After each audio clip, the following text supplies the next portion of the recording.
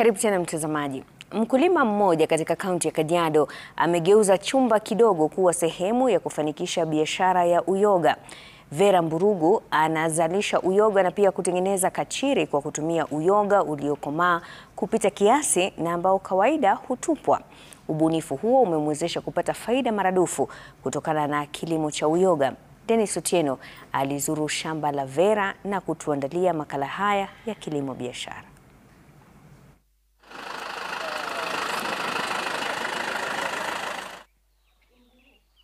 Safari ya Vera ya kutafuta mapato ya kutegemewa ilianza ndani ya chumba hiki kidogo katika eneo la Rimpa, Kajiado Kaskazini. Ni hapa ambapo Vera anaendeleza kilimo cha uyoga.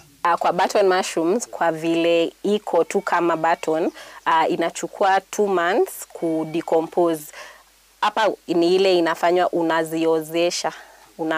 Unafanya hiyo compost ioze kwa mwezi moja, alafu utaweka mbegu itakuwa kwa wiki 2, alafu tena uweke ile inaitwa casing soil, uweke tena kwa wiki 2, alafu after hapo utaona mushrooms zako zimetoka. Lakini mafanikio ya Vera hayakupatikana kwa kupanda uyoga pekee. Vera alilazimika kujifunza mchakato mzima wa uzalishaji ili kuweza kupunguza gharama na kupata mapato ya kuridhisha. Hizi button mushrooms lazima umanage vitu 3. Kwa nyumba yako lazima umanage hewa yenye inaingia na inatoka, fresh air. Tunataka oxygen iingie na itoke. Number 2, tuna manage humidity. Tunataka kukue na maji kwa hewa. Kuna maji kwa hewa. Alafu number 3, tuna manage temperature ya between maybe 15 na 23 degrees, kitu kama hiyo.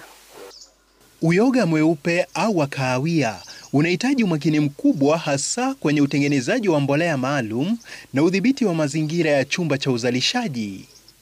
Licha ya mapato ya uyoga, manufaa zaidi kwake Vera yalitokana na kuongeza thamani. Vile tuko na waste mingi kwa uyoga, tukaona tukifanya dried hatupati ile value tulikuwa tunafikiria tutapata, kwa sababu kupata kilo moja ya dried mushrooms unahitaji kilo 10 ya fresh, na ukifanya hiyo hesabu haiingiani.